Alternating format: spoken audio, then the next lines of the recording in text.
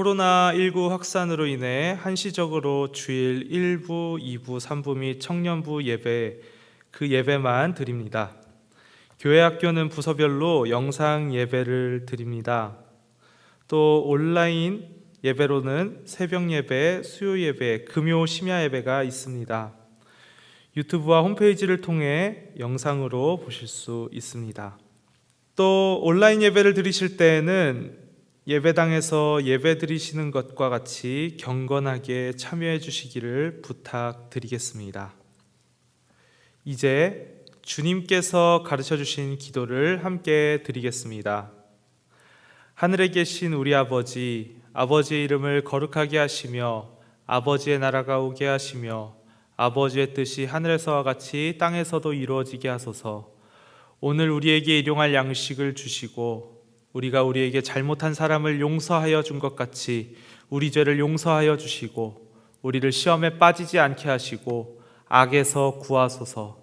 나라와 권능과 영광이 영원히 아버지의 것입니다. 아멘. 다 같이 찬송가 160장을 함께 찬양하시겠습니다.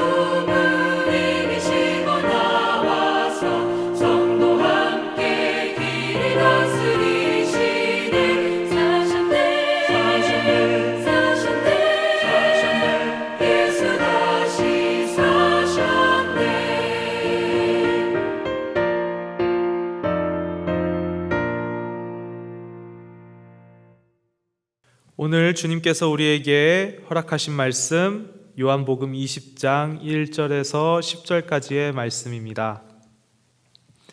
안식 후 첫날 일찍이 아직 어두울 때에 막달라 마리아가 무덤에 와서 돌이 무덤에서 옮겨진 것을 보고 시몬 베드로와 예수께서 사랑하시던 그 다른 제자에게 달려가서 말하되 사람들이 주님을 무덤에서 가져다가 어디 두었는지 우리가 알지 못하겠다 하니 베드로와 그 다른 제자가 나가서 무덤으로 갈새 둘이 같이 다름질하더니 그 다른 제자가 베드로보다 더 빨리 달려가서 먼저 무덤에 이르러 구부려 세마포 놓인 것을 보았으나 들어가지는 아니하였더니 시몬 베드로는 따라와서 무덤에 들어가 보니 세마포가 놓였고 또 머리를 쌌던 수건은 세마포와 함께 놓이지 않고 딴 곳에 쌌던 대로 놓여 있더라.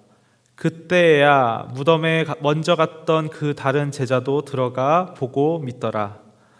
그들은 성경에 그가 죽은 자 가운데서 다시 살아나야 하리라 하신 말씀을 아직 알지 못하였더라. 이에 두 제자가 자기들의 집으로 돌아가니라. 아멘.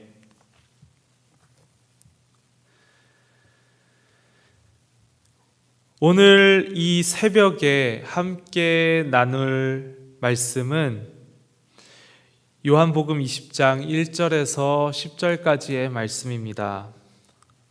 앞선 말씀에서 예수님께서는 십자가에 못 박히셨고 아리마대 사람 요셉이 예수님의 시신을 가져다가 유대인의 법대로 장례하여 돌무덤에 장사하였습니다. 그리고는 사흘, 3일의 시간이 흘렀습니다. 사도신경의 고백처럼 장사된 지 사흘 만에 주님께서 살아나셨습니다. 오늘 본문 말씀은 그 첫날에 대해서 이야기하고 있습니다.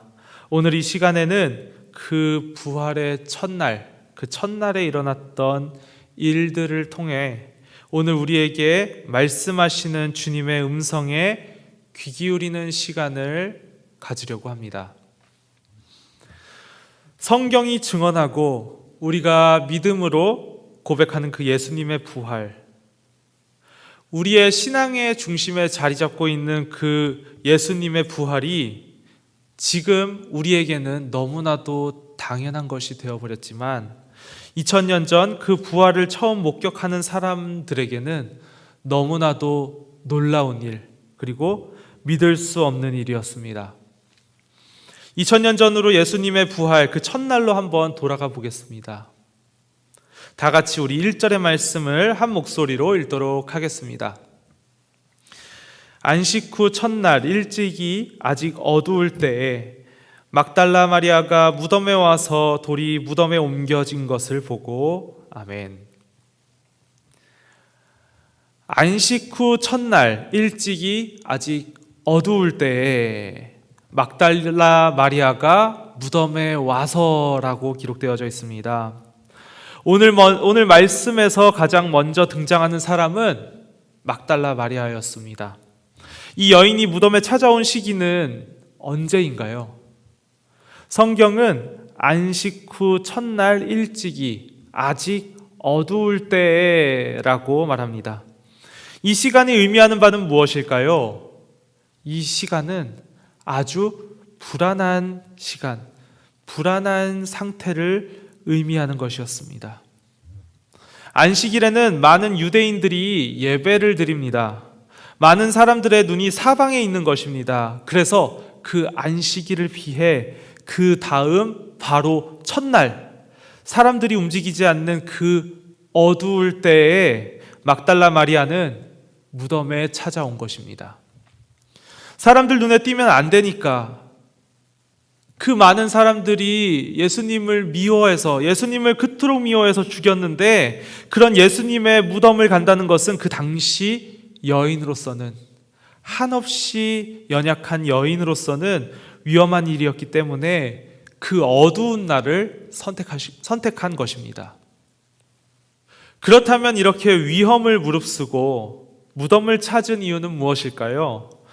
마리아가 예수님의 무덤을 찾았다는 것은 그만큼 마리아가 예수님을 사랑했다라는 것입니다. 죽은 자의 무덤에서 할 수 있는 것이 무엇이 있을까요? 아무것도 없습니다. 단지 그리워서 그 자리에 함께 있고 싶어서 예수님이 보고 싶어서 그 자리로 찾아간 것입니다. 사랑해서 위험을 무릅쓴 것이지요. 막달라 마리아는 예수님을 진심으로 사랑한 것이었습니다. 이렇게 예수님을 사랑했던 마리아는 부활의 첫 증인이 됩니다. 성경은 부활의 첫 증인이 예수님의 제자도 어머니도 동생도 아닌 막달라 마리아라고 이야기하고 있습니다. 예수님을 사랑했던 그 마리아는 예수님 부활의 첫 증인이 되었습니다. 우리 주님이 사용하시는 사람은 어떤 사람일까 생각해 보신 적 있으시죠? 우리 주님은 어떤 사람을 사용하십니까? 우리가 한번 생각해 보았을 때 우리는 준비되어 있는 사람, 능력이 있는 사람, 힘이 좀 있는 사람, 그 누가 보더라도 대단해 보이는 사람을 주님이 쓰실 것이라고 생각할 때가 있습니다. 그렇지만 우리 주님께서는 그런 분이 아니십니다. 이미 우리 주님께서는 대단히 능력이 많으신 분이십니다. 우리 주님 능력 대단하시지 않습니까? 고린도전서 1장 27절을 보면 미련한 것으로 지혜 있는 자들을 부끄럽게 만드시고 약한 자들로 인해 강한 것을 부끄럽게 만드시는 분이 하나님이시라는 것을 볼 수 있습니다. 그런 그분에게 중요한 것은 힘이 아니라 사랑이었습니다. 주님이 쓰시는 사람은 주님을 사랑하는 사람입니다. 상황에 따라 변하는 그런 사랑이 아닌 그 어떤 상황 속에서도 흔들리지 않는 그 사랑을 주님께서는 원하고 계십니다. 예배드리기 어려운 상황에도, 기도드리기 어려운 상황에도, 찬양하기 어려운 상황에서도 주님을 사랑하는 마음으로 그 자리를 지키고 내 삶 속에서 주님을 생각하고 사랑하기를 쉬지 않을 때에 주님께서 우리를 쓰십니다. 우리를 통해 주님의 부활을 알리시고 우리를 통해 주님이 역사하십니다. 그 어떤 상황 속에서도 주님을 사랑하며 나아가는 주님께 쓰임받는 저와 성도님들이 되기를 원합니다. 그 다음으로 한번 말씀을 살펴보겠습니다. 오늘 말씀에서 주님을 사랑하는 또 다른 두 사람이 있었는데요. 그 사람은 바로 베드로와 요한이었습니다. 다 같이 오늘 말씀 2절부터 3절의 말씀을 다 같이 한 목소리로 읽도록 하겠습니다. 시몬 베드로와 예수께서 사랑하시던 그 다른 제자에게 달려가서 말하되 사람들이 주님을 무덤에서 가져다가 어디 두었는지 우리가 알지 못하겠다 하니 베드로와 그 다른 제자가 나가서 무덤으로 갈새. 아멘. 여기에서 한 가지, 요한복음의 저자였던 예수님의 제자였던 요한은 자신을 예수께서 사랑하시던 그 다른 제자로 표현합니다. 예수님의 시신이 없어졌다라는 이야기를 듣자마자 베드로와 요한은 무덤으로 달려갑니다. 그들의 다른 박질에서 예수님에 대한 사랑이 느껴집니다. 그들은 서로 경쟁하다시피 무덤으로 가서 예수님의 시신이 있었던 그 자리를 확인합니다. 그런데 정말 예수님이 안 계십니다. 그런데 그들은 특이한 모습을 보입니다. 마리아처럼 예수님의 시신이 없어졌다고 당황해하거나 슬퍼하는 기색이 없습니다. 분명히 예수님을 사랑하는 제자들인데 말이죠. 그들은 무덤을 찬찬히 살펴봅니다. 6절, 7절 말씀을 제가 읽도록 하겠습니다. 시몬 베드로는 따라와서 무덤에 들어가 보니 세마포가 놓였고 또 머리를 쌌던 수건은 세마포와 함께 놓이지 않고 딴 곳에 쌌던 대로 놓여 있더라. 아멘. 누군가가 예수님의 시체를 옮겼거나 훼손했다면 세마포와 그 머리를 쌌던 수건은 그 자리에 없거나 훼손되어 있었을 것입니다. 그런데 그 세마포와 수건이 그 자리에 잘 놓여져 있는 것을 보니 그들은 다른 생각이 들었을 것입니다. 그들이 어떤 생각을 했는지는 성경에 기록되어져 있지는 않습니다. 그렇지만 베드로와 요한이 당황하지 않고 그 자리에서 떠나 다시 자신들의 집으로 돌아간 것을 보면 그들은 분명 무엇인가 알고 있는 눈치입니다. 우리가 알고 있는 이 사실 그대로 지금 베드로와 요한이 있었던 그 자리에 있었다면 어떻게 했을까요? 예수님이 부활하셨다, 기쁜 마음으로 동네방네 소리 지르고 다니지 않았을까요? 드디어 때가 왔다. 주님께서 부활하셨다. 여러분들 다 일어나 보세요. 예수님께서 다시 우리에게 오셨습니다. 호들갑을 떨면서 아마 집에 돌아갔을 겁니다. 그런데 두 제자에게는 그런 모습이 없었습니다. 그냥 다시 집으로 돌아옵니다. 오늘 말씀에서 그 이유를 설명하고 있습니다. 9절 말씀입니다. 그들은 성경에 그가 죽은 자 가운데서 다시 살아나야 하리라 하신 말씀을 아직 알지 못하더라. 분명히 기뻐해야 하는 순간임에도 불구하고 그들이 기뻐할 수 없었던 것은, 펄펄 뛰어다녀야 했음에도 불구하고 그러지 못했던 것은 그들이 주님의 말씀을 기억하지 못했기 때문입니다. 그들의 눈에는 예수님이 덮었던 세마포와 머릿수건만 보였던 것입니다. 그 이면에 담겨있는 말씀의 성취를 볼 수 없었습니다. 예수님께서는 말씀하셨습니다. 예수님의 죽음과 부활을 분명히 말씀하셨습니다. 그것도 마태복음을 보면 한 번이 아닌 세 번이나 말씀하신 것을 알 수 있습니다. 마태복음 16장 21절에서 28절을 보면 예수님이 스스로의 죽음과 부활을 말씀하신 것을 볼 수 있습니다. 그때 베드로는 예수님 어떻게 그러실 수 있습니까? 하면서 항변했습니다. 마태복음 17장 22절에서 23절, 20장 17절에서 19절까지 예수님은 스스로의 죽음과 부활을 세 번씩이나 말씀하셨지만 그들은 그 자리에서 그 말씀을 기억하지 못했습니다. 또한 그들은 유대인이었습니다. 우리에게는 구약 성경, 그들에게는 당시에 있었던 그 하나님의 말씀, 성경, 그 성취를 그들은 알지 못한 것이었습니다. 이것은 그들이 주님을 사랑하는 것과는 또 다른 것이었습니다.